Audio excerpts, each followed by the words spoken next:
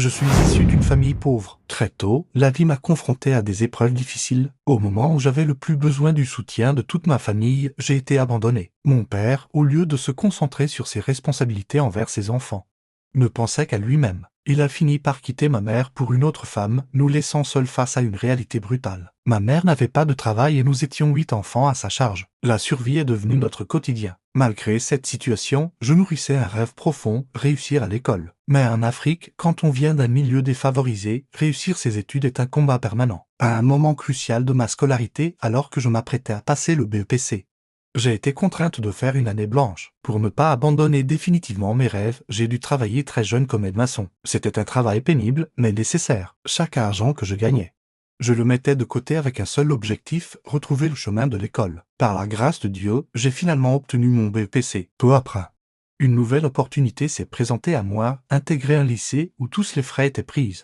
en charge par l'État. Consciente de cette chance, je me suis battu pour toujours faire partie des meilleurs élèves. Mon acharnement à réussir, pour moi mais surtout pour ma famille, m'a permis d'aller plus loin que je ne l'aurais imaginé. C'est ainsi que, grâce à Dieu, j'ai pu arriver en France. Mais une fois en France, j'ai rapidement compris que le plus dur n'était pas encore derrière moi. Ne sachant pas comment les choses fonctionnaient, ignorant les règles et les réalités du pays, j'ai encaissé beaucoup de coups. La peur a commencé à m'habiter. Cette peur m'a poussé à prendre de mauvaises décisions, pensant à tort qu'elles étaient les bonnes. Je ne comprenais pas la France, ni son fonctionnement administratif et social. Malgré tout, j'ai réussi à faire valider mes diplômes. Je pensais alors que la stabilité était enfin proche. Mais mes véritables difficultés ont commencé lorsque j'ai voulu changer de statut. Je me suis heurté à la complexité et à la dureté des démarches administratives, qui m'ont plongé dans une grande incertitude. C'est dans ce contexte de fragilité que je me suis marié, pensant trouver enfin le bonheur, le soutien et la stabilité. Mais ce mariage s'est transformé en une épreuve encore plus douloureuse. La femme que j'avais épousée est devenue mon pire cauchemar. Elle profitait de ma situation administrative pour exercer sur moi une pression constante. J'ai subi des violences psychologiques, des chantages et des humiliations. Il lui arrivait de m'exiger des sommes d'argent très élevées. Elle découchait régulièrement et lorsque j'osais lui demander des explications,